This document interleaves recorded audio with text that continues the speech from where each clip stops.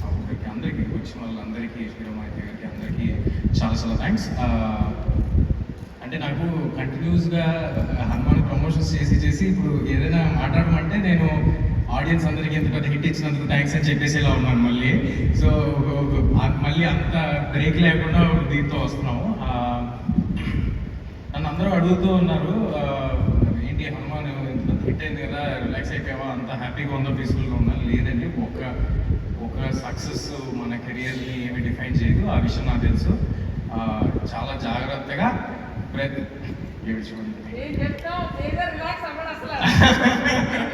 So ఒకటి ఏమీ define చేయదు. సో ఆ సినిమా అలా చేసినందుకు, మీ అందరూ ఆదరించినందుకు చాలా ఆనందంగా ఉంది. అట్ ద సేమ్ టైం మళ్ళీ ప్రతిరోజు జాగ్రత్తగా హృదయపడి ఎలాగైతే ముందు సినిమాలు చేసుకుంటూ వచ్చామో, ఒక ఐడియా అనుకుని దాన్ని ఎలా చేయాలో కూడా తెలియదు. ముందు సినిమాలు కూడా అలాగే, అంటే ఇంత విజన్ని ఎలాగ చేయాలి, మా దగ్గర ఉన్న రిసోర్సెస్తో అనేది తెలీదు. సేమ్ ఈ సినిమాకి కూడా అలాగే ఉన్న సిచ్యువేషన్. మా దగ్గర ఉన్న రిసోర్సెస్కి మేము ఏం చేస్తున్నాం, దానికి చాలా పెద్దది ఏం చేస్తున్నాం.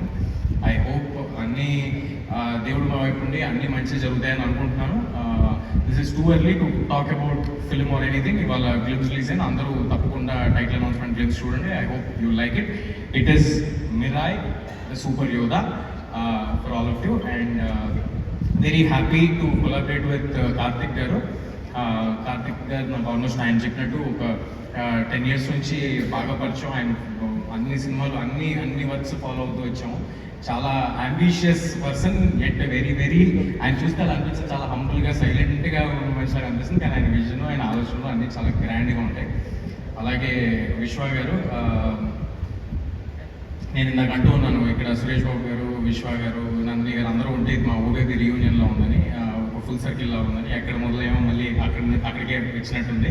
అదే రామారెడ్డి స్టూడియోస్లో అదే ఫ్లోర్లో ఈవెంట్ చేస్తున్నాం. ఐ థింక్ ఇదంతా ఒక చిన్న ఇంటర్ కనెక్షన్ ఉండే ఉంటుంది. సో థ్యాంక్ యూ విశ్వ గారు.